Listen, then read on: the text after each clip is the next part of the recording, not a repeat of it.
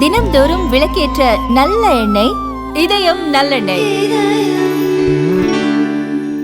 மத்திய அரசு வெளியிட்டுள்ள அறிவிப்பின்படி சென்ற நவம்பர் மாதத்திற்கான மொத்த சரக்கு மற்றும் சேவை வரியின் வசூல் 1,70,000 கோடி ரூபாயாக பதிவாகியுள்ளது.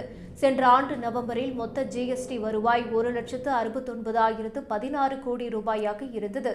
இது நிகழாண்டு நவம்பரில் 0.7% அதிகரித்து 1,76,276 கோடி ரூபாயாக உயர்ந்துள்ளதாக ஜிஎஸ்டி வலைதளத்தில் வெளியிடப்பட்ட தரவுகளில் தெரிவிக்கப்பட்டுள்ளது.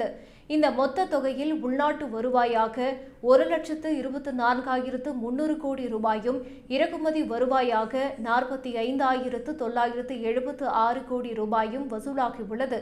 கடந்த ஆண்டு நவம்பரில் மொத்த உள்நாட்டு வருவாயாக 1,27,281 கோடி ரூபாய் வசூலாகியிருந்தது.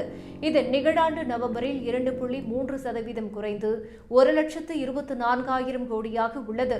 இந்த உள்நாட்டு வரி வருவாய் குறைந்ததற்கு காரணம் கடந்த செப்டம்பர் 22 முதல் அமலுக்கு வந்த 375 பொருட்களுக்கான ஜிஎஸ்டி வரி குறைப்பு நடவடிக்கைதான் என்று மத்திய அரசு தெரிவித்துள்ளது.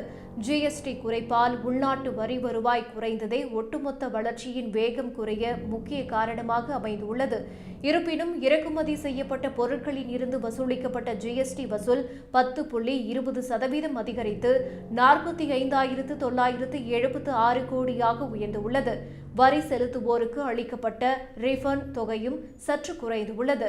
கடந்த ஆண்டு நவம்பரில் 18,954 கோடி ரூபாய் ரீஃபண்டாக அளிக்கப்பட்ட நிலையில் நிகழாண்டு நவம்பரில் அது 4% சரிந்து 18,196 கோடி ரூபாயாக குறைந்தது. இந்த ரீஃபண்ட் தொகையை கழித்த பின்னர் நிகழாண்டு நவம்பரில் மொத்த நிகர ஜிஎஸ்டி வருவாயாக 1,52,079 கோடி வசூலானது. இது கடந்த ஆண்டு நவம்பர் நிகர ஜிஎஸ்டியுடன் ஒப்பிடுகையில் 1.3% அதிகமாகும். இந்தியா முழுவதும் மொத்த ஜிஎஸ்டி வசூல் உயர்ந்துள்ள நிலையில் தமிழகத்தின் ஜிஎஸ்டி வசூல் கடந்த மாதம் 4% குறைந்து 3,764 கோடி ரூபாயாக பதிவாகியுள்ளது என்பது குறிப்பிடத்தக்கது.